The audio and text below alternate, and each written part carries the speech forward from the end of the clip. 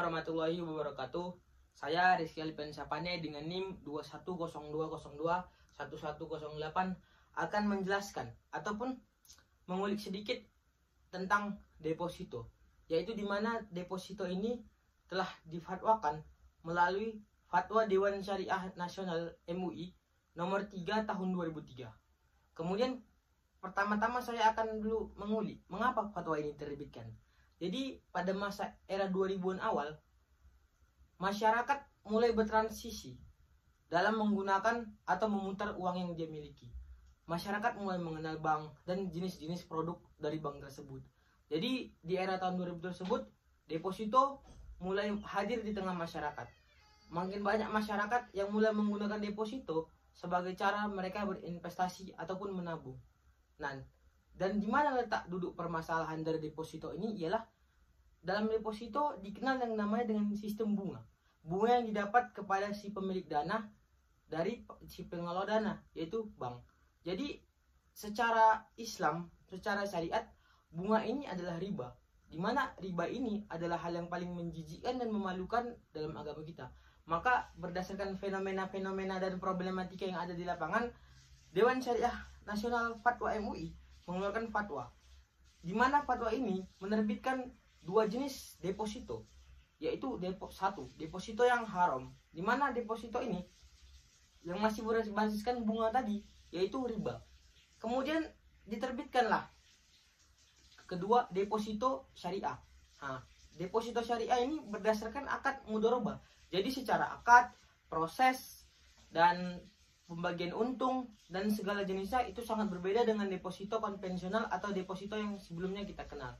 Jadi, namun dengan lahirnya fatwa ini justru banyak ketentangan maupun banyak pandangan-pandangan para ulama salaf yang tetap saja menggambarkan kalau deposito syariah itu adalah kegiatan yang haram karena tetap dengan dalih mereka bunga yang diganti nama. Namun lah disitulah letak Islam ini. Islam ini kan agama yang fleksibel.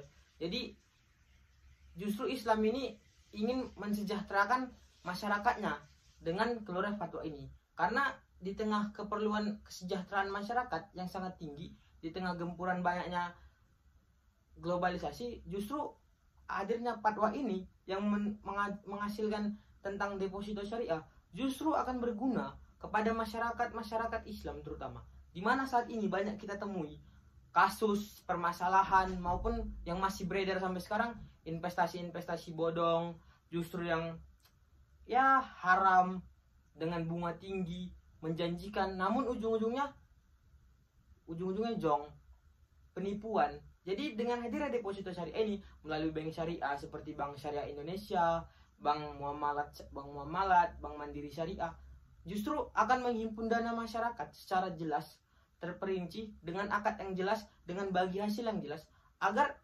masyarakat tidak ya mungkin terombang-ambing di tengah kemajuan zaman dan persaingan yang semakin ketat ini.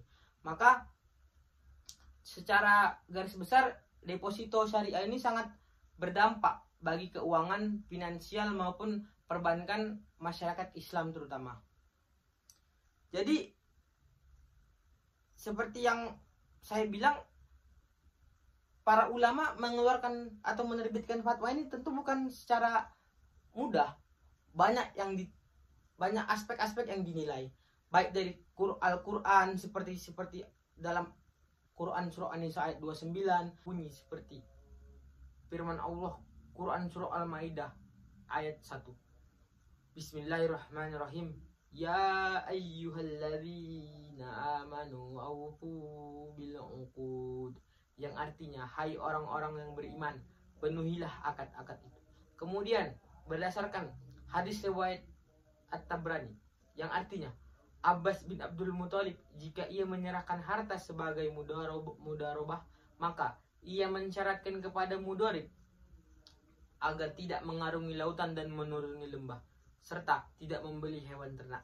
Jika persyaratan itu ia langgar, maka ia harus menanggung resikonya.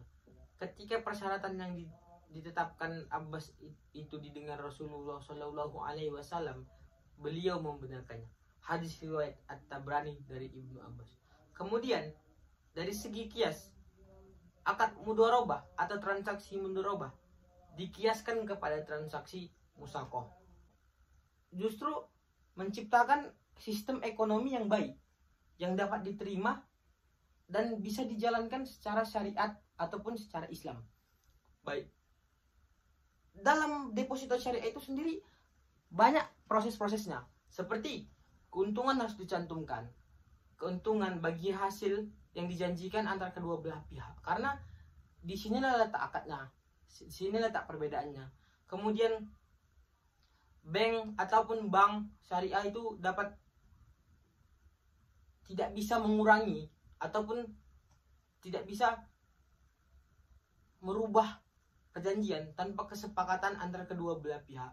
Jadi ya mungkin seperti itu yang mungkin tentang deposito syariah. Kemudian manfaatnya, di sini letak manfaatnya. Seperti saya bilang tadi, pernah saya ulik sedikit, semakin banyak ya investasi yang bodong, investasi yang ya sangat merugikan. Tapi memang banyak pertentangan ya tentang deposito syariah ini.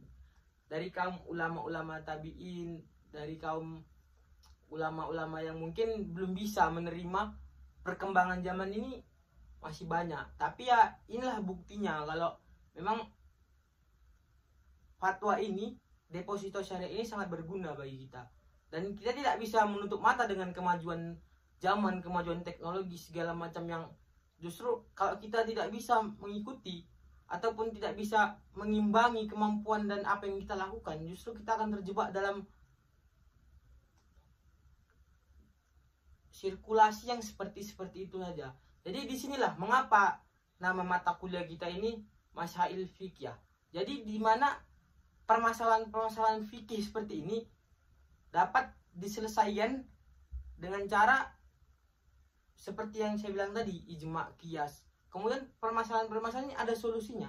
Dan sesungguhnya deposito syariah ini merupakan salah satu solusi yang solutif di tengah kemajuan zaman ini. Jadi marilah kita bersama-sama jika ingin melakukan investasi ataupun penyimpanan uang yang berdasarkan prinsip mudharabah, mari bersama-sama pergi ke bank syariah, buka tabungan deposito syariah, agar dana kita tidak pergi ke bank-bank yang konvensional, justru menimbulkan bunga dan segala macamnya.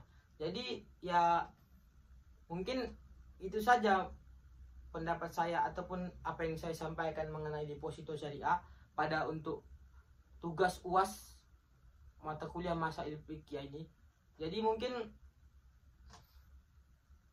sesungguhnya deposito ini ataupun fatwa DSN MUI nomor 3 tahun 2003 ini berasal dari masyarakat, dipertimbangkan untuk masyarakat dan dibuat untuk masyarakat oleh para ulama-ulama dan para tabi'in kita. Mungkin hanya itu yang dapat saya sampaikan. Billahi taufiq wal hidayah. Wassalamualaikum warahmatullahi wabarakatuh.